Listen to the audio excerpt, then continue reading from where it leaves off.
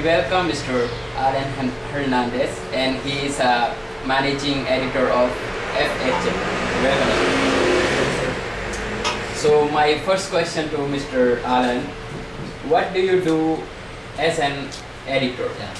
So I'm the managing editor of the FHM, and what I do is handle the day-to-day operations of the magazine. By day-to-day operations, I mean the daily deadlines, follow-ups with writers, taking care of editing the stories when they come in, look at the layouts and proofread and take care of the monthly budget of the magazine. So how did you become an editor of FHM?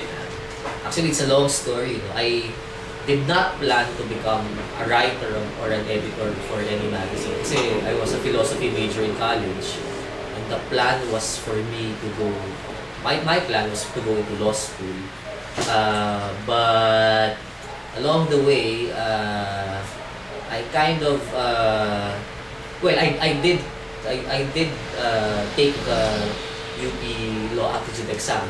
I was a philo major in UP Diliman. So after I graduated philosophy, I took the entrance exam for UP Law, but I didn't pass. So I went and looked for a job just like any college graduate would. First, I ended up in an insurance company doing marketing, because that's what philo majors do actually.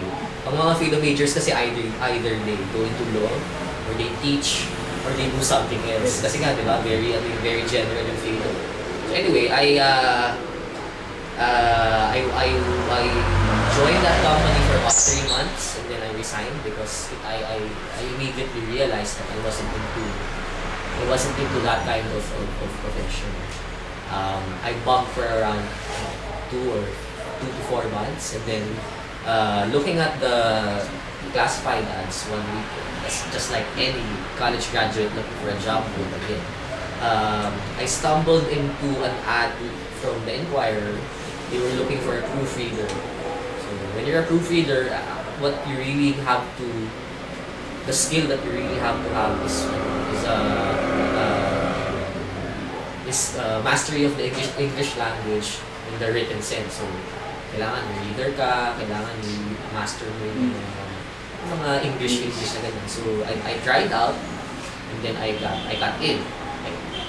So when I got into the newspaper industry as a proofreader, that's when I realized na okay pala yung mundo ng writing and publishing, because unang-una, we work afternoon. So papasok ako ng 2 p.m. hanggang 10 p.m. So I didn't have to wake up early. So yun yung unang consideration ko. Sabi ko, okay na, kasi hindi talaga ako early riser. Pangalawa, yung reading aspect, kasi I'm really a reader. So may kapapasa ng magazines, newspapers, yung gusto ko yung trabaho ng information, Pangatlo, I found out na very exciting yung newspaper industry, kasi nga parang every day is like is the moment. Parang pasok ko ngayon, the news come in, and then the newspaper is done, tapos yung trabaho for the day. Pasok ako ulit kinabukasan, hindi ko alam kung ano mangyayari pa dito ako. It's like every day is like a premiere. Tapos pang-apat, kumbaga na yung naging exciting para sa akin yung writer and then mga geeks kasi yung mga tao doon. So parang sabi ko, okay ito sa akin very cool yung trabaho. So unfortunately, mga 3 months lang ako sa proofreading job ko because I got fired from the Inquirer.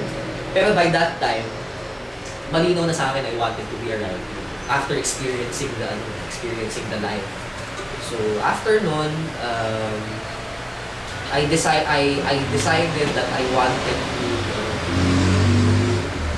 contribute to other publications, kasi doon ko din na-realize na pwede ka palang contribute sa isang publication at the same time freelance na contribute as long as you can write and deliver. So I picked up a magazine at Mercury Drug, isang random magazine that I felt was okay, and then I wrote the editor and I submitted articles. Wala pang email ito that time. Very ano pa.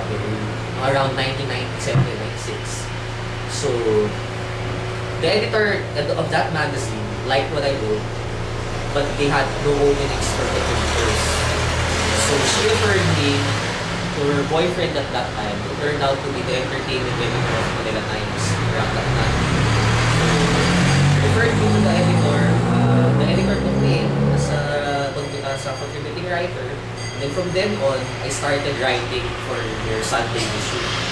Music, kasi yun yung music, movie reviews, TV reviews. So that went on for a couple of months. Until such time that medyo na-hone ko na yung skill ko. And then it turned out that they were looking for a staff to fill in a position dun sa section, entertainment section. So I got in dun sa newspaper as a regular staff na ako. This was around 1997. So around this time, buo na sa loob ko na I wanted to be a writer. Now, yung being editor was something I learned along the way. Kasi yung skill yan that we learned. Okay, 1998 was around that time that Manila Times was closed down by the Arab administration. So, nagkaroon ng medyo na political yung newspaper. So, it was closed down in 1998. And then year 2000, 2 years later, so by that time, I was going around newspapers na sa freelance. Year 2000, when FHM was first published here in the Philippines, the editor-in-chief turned out to be my former boss, si Eric Ramos. So yung dati kong entertainment editor, he became the editor-in-chief of FHM. Now, how did that happen? It was because FHM and Manila Times then was owned by the same company, Summit Media. So, kumbaga nag-lateral movement ng ibang tao doon, although hindi lahat nakuha. So, nag-open yung Manila Times, yung FHM, dating kong boss was the editor-in-chief. Na-include ako ngayon sa pool ng contributors nila. So, that's how I started writing for FHM. Pero I had another job there. Fast forward, 2 years later, nagkataon na they wanted to experiment with the Filipino version of FHM. And it so happened that medyo fluent din ako sa Filipino dahil that's the language na I use. They wanted kumbaga parang an FHM told to the magazine. They got me to produce a Filipino version of FHM. Medyo hindi siya masyadong sumikat dahil 6 issues lang siya, experiment siya. So anyway, after 6 months, nag-close na yung magazine and then na-absorb na ako sa FHM as a staff na. So nag-start ako junior editor. Pero basically title lang yun. Kasi it's one of the editors. So, 2003. 2004, nag-resign yung editor-in-chief going to another magazine. So si managing editor around that time was promoted to editor-in-chief. And then ako nung time na yon, I was the only senior, I was the only other senior editor left. Kasi mag-staff galaw-galaw na din. So, kumbaga parang by royalty. Parang hierarchy kasi yung FHM, minamanang na yung position. So, hanggat si managing editor, ako na yung sumunod sa kanya because I was the second oldest in the staff.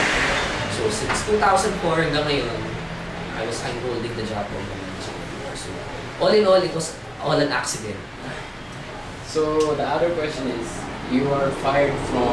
Yeah, I was fired from the Inquirer apparently because sabi nila, I edited down a headline na hindi ko pinaalam and then it turned out na there were information there that affected the news story. I don't know how that happened pero sabi ko, sige na nga, fire me. I wanted to write anyway. Okay. So what are the difficulties you have faced before becoming an editor? Oh God, sobra. Bukod sa I didn't study for it. Hindi naman ako joint major, hindi ako English major, hindi ako literature major. I had no way